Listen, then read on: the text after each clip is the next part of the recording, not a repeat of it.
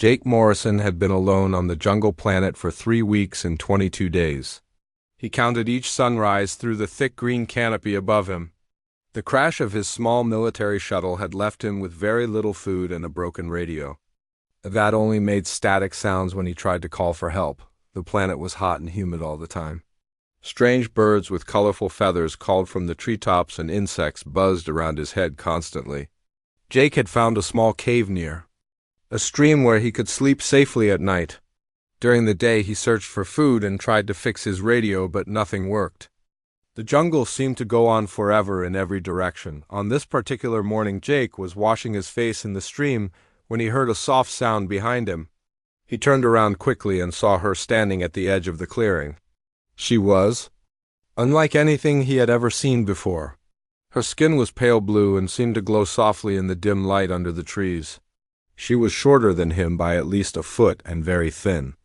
Her eyes were large and dark like deep pools of water. Jake reached for his sidearm, but something made him stop.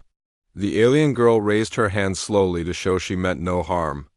When she spoke, her voice was musical and somehow he could understand her words even though she was not speaking English. "You are the one who fell from the sky in the metal bird," she said, tilting her head to one side like a curious child. "I am Zara of the Veil people. My family has been looking for you." Jake stared at her for a long moment. His military training told him to be careful around unknown alien species, but she seemed peaceful. Her large eyes showed intelligence and something else he could not quite name. "Maybe kindness. How do you know about my ship?" Jake asked, keeping his voice steady. "And how can I understand you?" Zara smiled, and the expression made her face seem almost human. "We felt your ship when it crashed. The metal screamed as it fell through our sky. As for understanding me, that is a gift my people have. We can speak to any thinking being if we choose to." She reached into a small bag at her side and pulled out something that looked like a crystal fruit. It glowed with soft white light, and Jake could smell something sweet and clean coming from it. "You are hungry," Zara said, offering him the fruit. "This will help you feel strong again."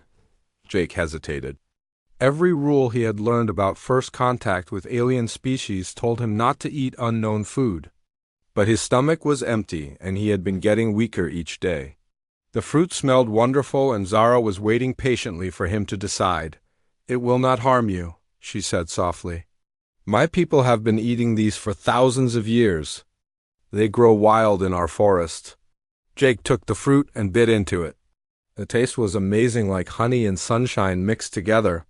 He felt strength flowing back into his tired muscles almost immediately.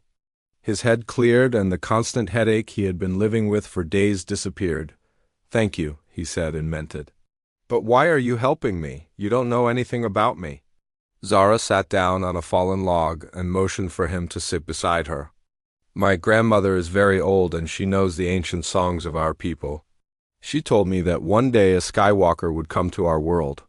Someone from the Star Ocean who would help us unlock the secrets that have been hidden for so long." Jake sat down but kept some distance between them. "What kind of secrets?" "Long ago, before my grandmother's grandmother was born, other beings came to our world. They were not like us, and not like you either. They built great structures in the deep jungle, and then they vanished. We have guarded these places for generations, but we cannot enter them. The old songs say that only a Skywalker can open the doors that have been sealed." She looked at him with those large, dark eyes, and Jake felt something stir in his chest. Not fear exactly, but something deeper. A sense that his life was about to change in ways he could not imagine. "You think I'm this Skywalker from your songs?" he asked. "I think you are here for a reason," Zara replied.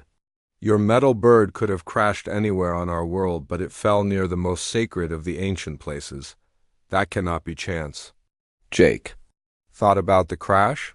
His shuttle had been on a routine patrol when all the systems failed at once.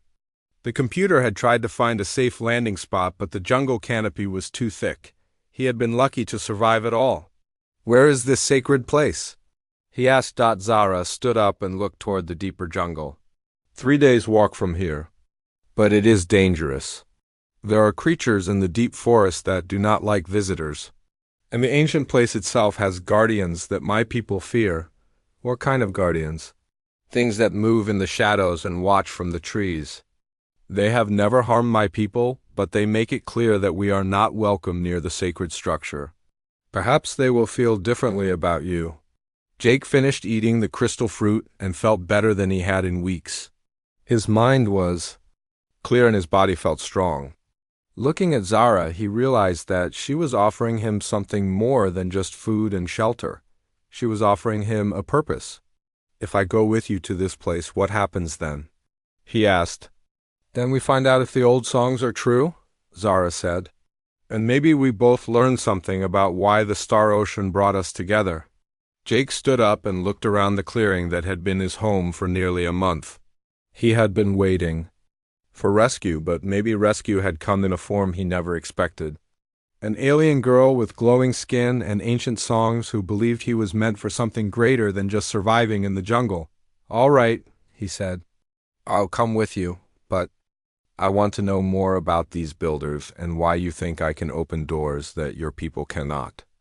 Zara smiled again, and Jake felt his heart beat a little faster. "The answers are waiting for us in the deep jungle. But first we must prepare for the journey. The path to the sacred place is not easy, and we will need supplies." She turned and began walking toward the edge of the clearing. Jake grabbed his pack and followed her, leaving behind the small cave that had been his shelter. As they entered the deeper jungle together, he wondered if he was making the right choice or walking into something beyond his understanding. The alien girl moved through the forest like she was part of it, her feet making no sound on the ground. Jake tried to match her pace and found himself watching the graceful way she moved between the trees. Whatever lay ahead in the deep jungle, he knew his life would never be the same again. Zara led Jake deeper into the jungle than he had ever gone before. The trees grew taller and thicker here, and the light from above became dim and green. Strange flowers bloomed in colors that had no names, and the air smelled of growing things and mystery. Jake had to work hard to keep up with her as she moved through the undergrowth like flowing water. "Tell me about these builders," Jake said as they walked. "When did they come to your world?" Zara paused beside a stream where the water glowed with tiny lights. She knelt down and filled a container made from what looked like carved bone. "The old songs say they came when the sky was different, before the two moons danced together in the night. That was many thousands of years ago." Jake knelt beside her and splashed the cool water on his face. The tiny lights in the stream were actually small creatures that swam in patterns like living stars. What did they look like? The songs described them as tall beings with pale skin and hair like sunlight. They walked on two legs like you do and had hands with 5 fingers. But they were different from you in ways that are hard to explain. They could make things happen just by thinking about them. They could speak to our ancestors without words. Jake thought about this as they continued walking. The description sounded almost human, but not quite. Why did they leave? "The songs are not clear about that," Zara said. "Some say they went back to the Star Ocean to find others of their kind. Some say they became part of the world itself and still watch over us. But before they left, they built the great structures and sealed them with locks that only certain beings could open." They walked for hours through the green twilight of the deep jungle. Jake noticed that the plants and animals here were different from the ones near his crash site. The flowers were bigger and brighter, and the trees seemed to hum with energy. Birds with feathers like jewels called to each other in voices that sounded almost like music. "Your people have lived here for a long time," Jake said. It was not a question. "Since before memory," Zara replied. "We were here when the builders came, and we remained when they left. We have been the guardians of their secrets ever since." As the day grew later, they came to a clearing where several of Zara's people were waiting. They were all similar to her, with pale blue skin and large dark eyes, but each was different in small ways. Some were taller, and some had markings on their faces that looked like tattoos made of light. An older male stepped forward and spoke to Zara in their musical language. Jake could not understand the words, but he could feel the concern in the elder's voice. Zara answered him and gestured toward Jake. The elder looked at the human with eyes that seemed to see right through him. "This is Keth," Zara said to Jake. "He is the keeper of the old songs and the leader of our village. He wants to know if you are truly the one we have been waiting for." Keth approached Jake slowly. When he spoke, his voice was deep and sad like distant thunder. "The Skywalker comes at last. But are you ready for what waits in the sacred place?" "I don't know what's waiting for me," Jake said honestly, "but I'm willing to find out." Keth nodded and spoke again to Zara. She listened carefully, then turned back to Jake. "He says the signs are good. The crystal fruit did not harm you, and the forest spirits have not tried to turn you away. But he warns that the final test will be harder than anything you have faced." The other Veil people gathered around them, and Jake felt like he was being studied by a group of scientists. Their eyes held intelligence and curiosity, but also something deeper. Hope, maybe, or fear. He realized that his success or failure would affect all of them. "What happens if I can't open these doors?" Jake asked. Keth's expression grew serious. "Then we continue to wait as we have waited for thousands of years? But the old songs say that time is growing short. Great changes are coming to the Star Ocean, and we must be ready." As night fell, the Veil people made camp in the clearing. They built no fires, but instead used small devices that gave off gentle light without heat. They shared food that tasted like nothing Jake had ever eaten before. Fruits that changed flavor as he chewed them, and water that sparkled with energy. Zara sat beside Jake as the others settled down to sleep. "Are you afraid?" she asked. "A little," Jake admitted.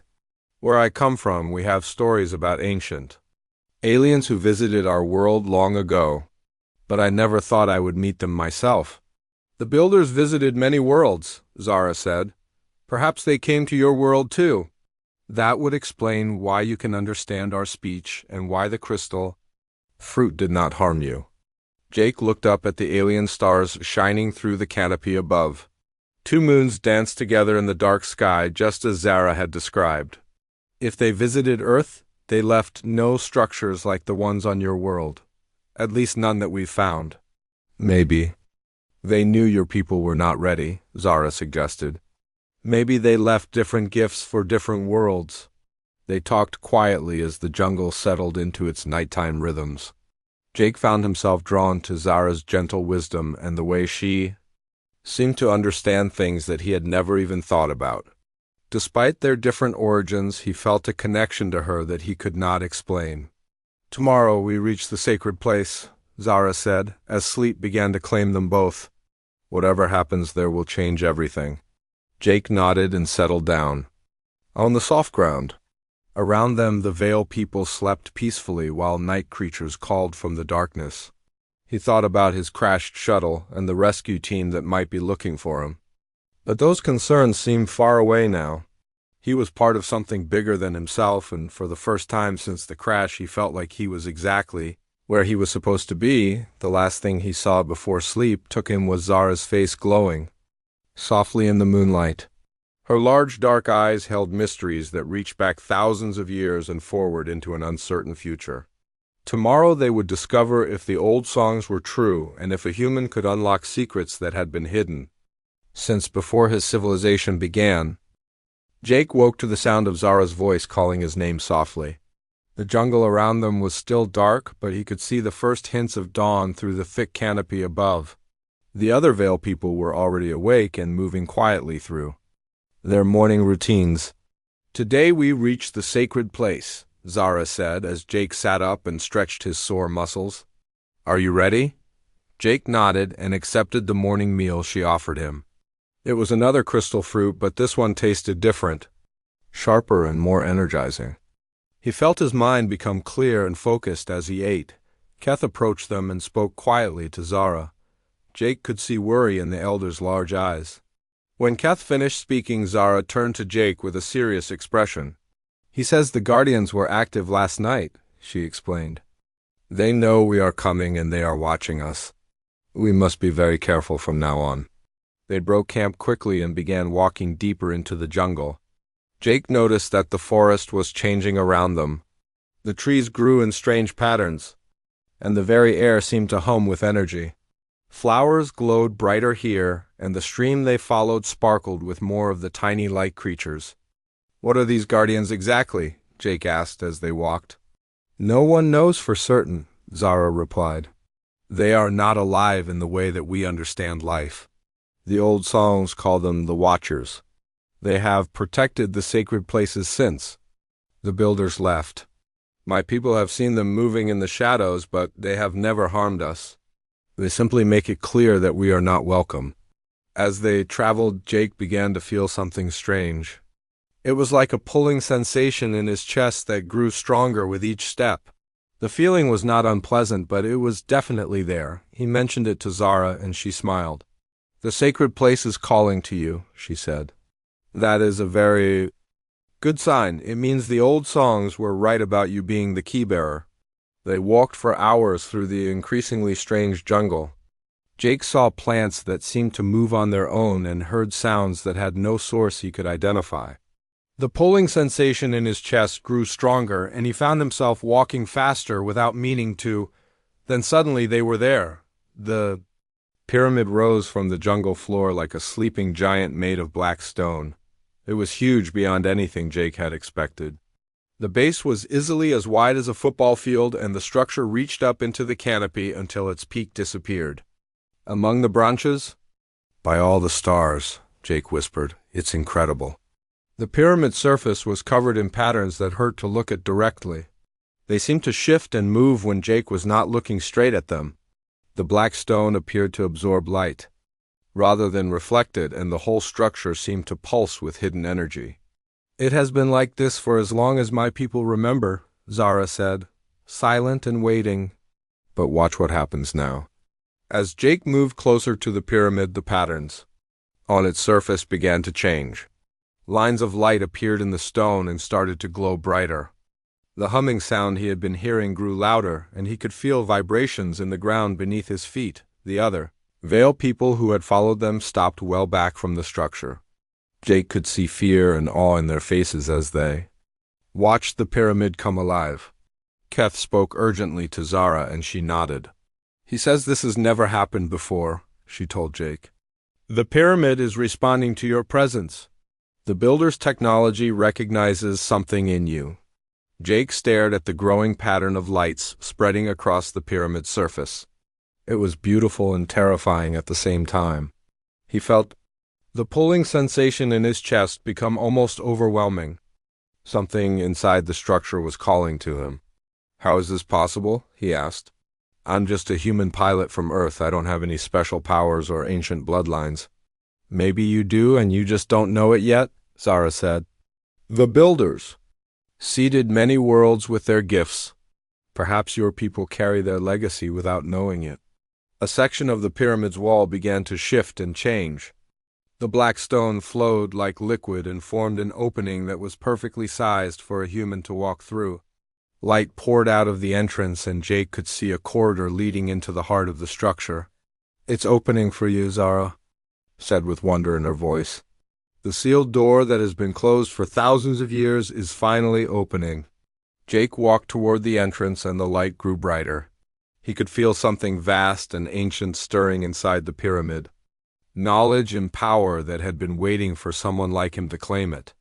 But he also felt something else. Danger. Whatever was in there was not meant to be taken lightly. "Will you come with me?" he asked Zara. She shook her head sadly. "I cannot. The entrance is too narrow for my people. It was made for beings like you, but I will wait here for you to return."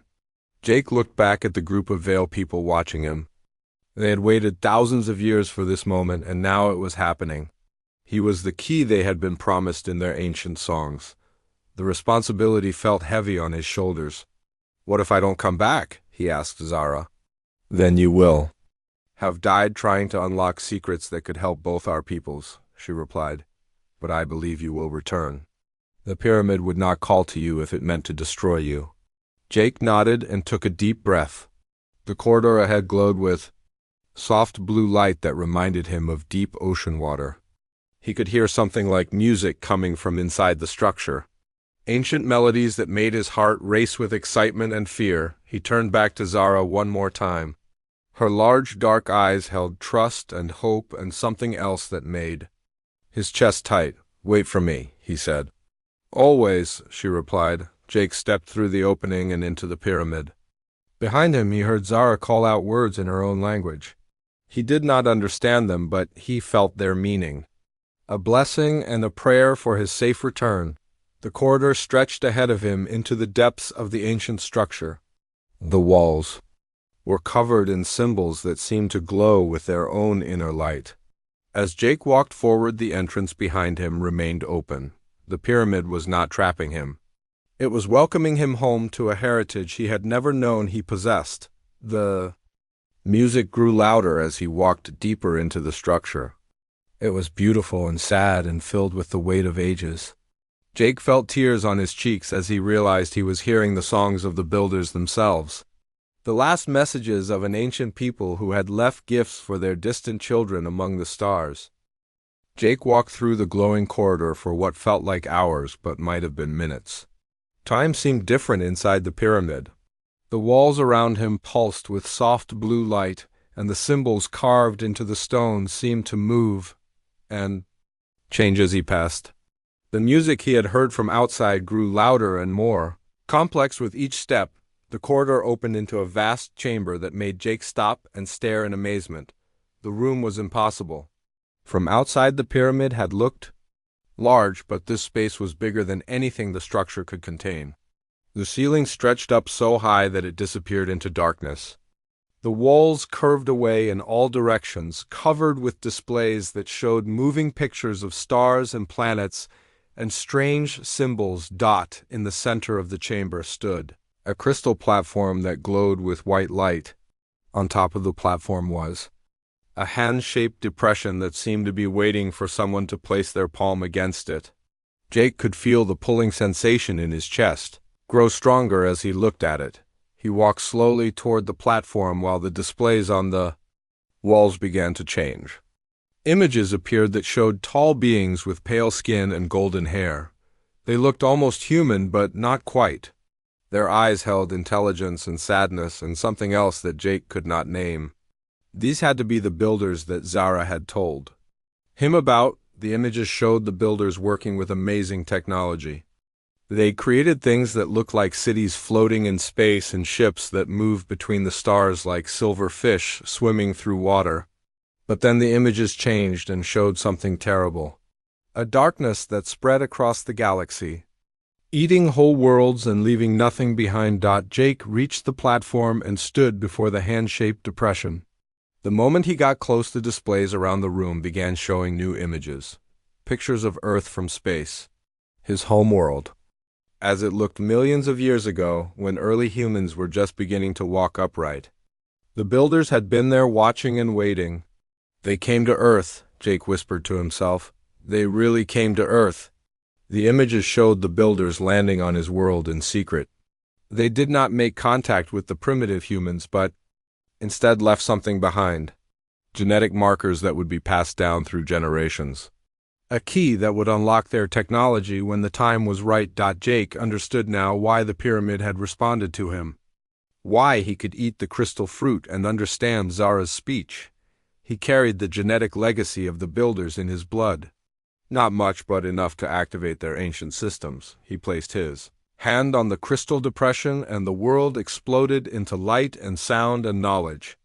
Information flooded into his mind so fast that he fell to his knees. The history of the builders poured through him like a river of stars. They had been an ancient branch of humanity that evolved on a world called Ethan. Their civilization had grown to span hundreds of worlds, and they had achieved wonders that seemed like magic. But they had also made enemies. The Devourers had found them and begun consuming their empire. World by world, the builders fought back with weapons that could destroy stars and technology that bent space and time. But the Devourers were too strong and too many. In the end, the builders had been forced to scatter across the galaxy, leaving behind hidden repositories of their knowledge and technology. Jake saw it all through the pyramid's memory banks. The last desperate years as the builders seeded worlds with their genetic markers and built the sealed structures. They knew they would not survive, but they hoped that someday their distant cousins would find the keys they had left behind. The knowledge kept flowing into Jake's mind. Medical technology that could heal any injury or disease. Energy systems that could power entire civilizations. Ships that could travel between galaxies in the blink of an eye. And most importantly, the locations of other builder sites scattered across the star ocean. But with the knowledge came warnings. The Devourers were still out there somewhere in the dark spaces between galaxies. They had consumed the builder civilization and gone dormant, waiting for new prey. As the younger races of the galaxy grew stronger and more numerous, the Devourers would eventually wake up and begin feeding again. "The time grows short," a voice said inside Jake's head. It was gentle but filled with ancient sadness. "The children of Earth must be ready. The children of all worlds must be ready. The darkness stirs and the hunger grows." Jake saw images of the Devourers and understood why the builders had been so afraid. They were not alive in any way that made sense. They were something else entirely. A force of consumption that existed only to feed on the energy of living worlds. When they finished eating a planet, nothing remained but cold rock floating in space. "Why me?" Jake asked the voice in his head. "Why now?" "Because your people have reached the stars," the voice replied. "Because they have begun to meet other races and form alliances." The builders scattered their gifts among many worlds. Humans received the genetic keys. Others received different gifts. All must work together when the darkness comes. The flow of knowledge began to slow, and Jake could think clearly again. He understood now why the pyramid had waited so long to open. Humanity had needed time to grow and develop. They had needed to be ready not just for the technology but for the responsibility that came with it. Jake stood up and looked around the chamber with new eyes. The displays showed him star maps with the locations of other builder sites. Some were on worlds where humans had already established colonies. Others were on alien worlds like the one he stood on now. All of them were waiting for the right people to unlock their secrets. "The alliance must be built," Jake said to the empty chamber. "Humans and aliens working together. That's what the builders wanted." The voice in his head spoke one more time. "The girl who brought you here carries the gift of joining. Her people are natural ambassadors and healers. She will help you unite the scattered children of the stars, but beware. The Devourers have servants among the younger races. Not all who offer alliance can be trusted." Jake felt the knowledge settling into his mind like pieces of a vast puzzle finally finding their proper places. He was no longer just a human pilot from Earth. He was a key-bearer and a bridge between worlds.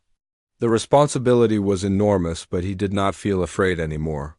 He felt ready. The crystal platform began to dim, and Jake knew it was time to leave. The pyramid had given him everything it could.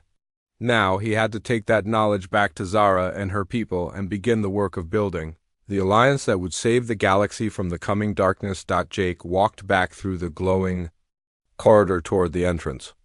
Behind him, the chamber fell silent again, but the knowledge burned bright in his mind. He carried the hopes and fears of an ancient civilization and the future of all the younger races. When he stepped back into the jungle sunlight, Zara would see the change in him immediately. The real work was just beginning. Jake stepped out of the pyramid into the bright jungle sunlight, and everything had changed. Not the forest around him, but something deep inside himself. The knowledge of the builders flowed through his mind like a river of stars, and he could feel the locations of other ancient sites calling to him across the galaxy. Zara was waiting exactly where he had left her, but when she saw his face, her large dark eyes went wide with wonder. "You carry the starfire now," she whispered. "I can see it burning in your eyes." The other Veil people gathered around Jake with expressions of awe and fear. Keth stepped forward and spoke in his deep musical voice. "The sacred place has accepted you. You are truly the key-bearer from the old songs. What did you learn in the Chamber of Echoes?" Jake looked at the faces around him and felt the weight of what he had to tell them. The builders were ancient humans from a world called Ethon.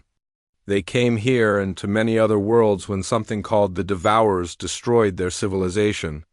They left behind technology and genetic markers, hoping that someday their distant cousins would find the keys to unlock their gifts.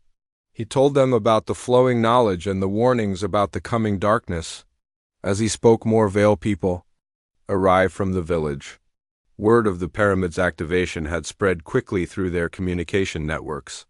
Soon there were dozens of the blue-skinned aliens listening to his words. "The Devourers are still out there," Jake continued. "They are sleeping now, but they will wake up when the younger races of the galaxy grow strong enough to be worth consuming. We don't have much time to prepare." Zara moved closer to him, and Jake could feel warmth radiating from her skin. "What must we do?" she asked. "We need to build an alliance," Jake said. "Humans and your people and every other race that wants to survive." The builders scattered their gifts among many worlds. Some got genetic keys like I carry. Others got different abilities. All the pieces need to come together. Keth nodded slowly. The old songs speak of this. The joining of the scattered children when the hunger stirs in the deep dark. But how do we find these other races?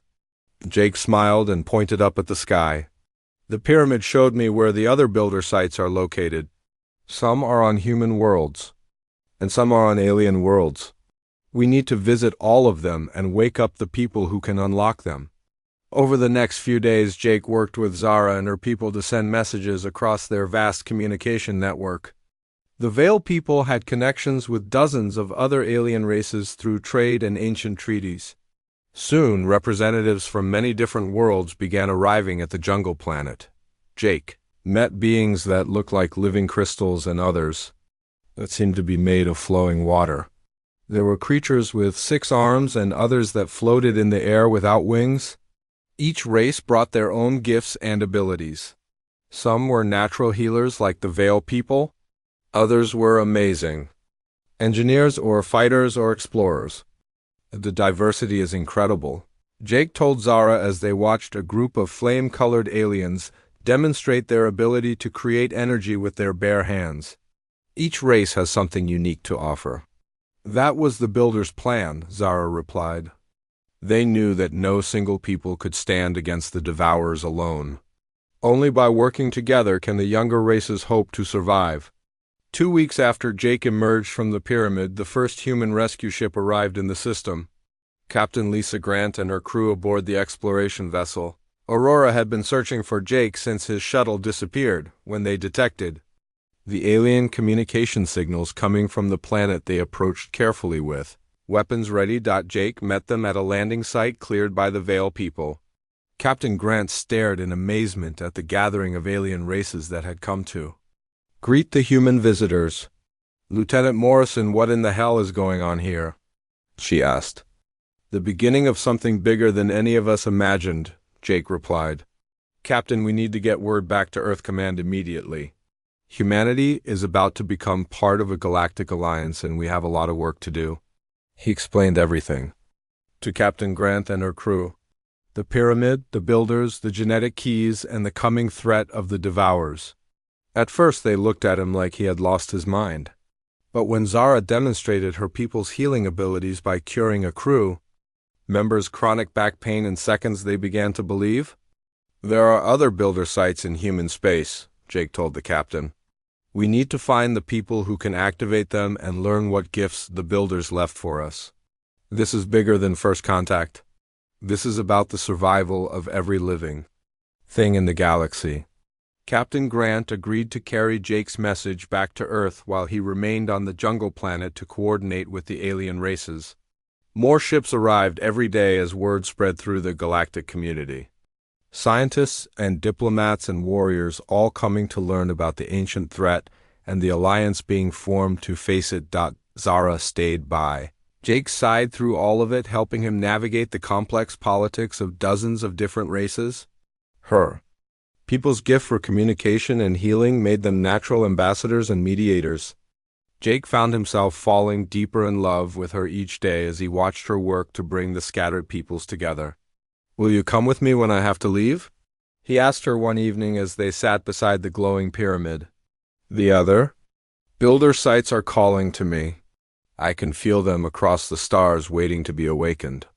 I will follow you to the edge of the galaxy if needed, Zara replied, taking his hand in hers. The old songs say that the key bearer and the bridge builder must work together to unite the children of the stars. I think that means us? Jake squeezed her hand and looked up at the alien constellations. More ships were arriving every day, and the jungle clearing had become a bustling spaceport. The alliance was growing stronger with each new race that joined them.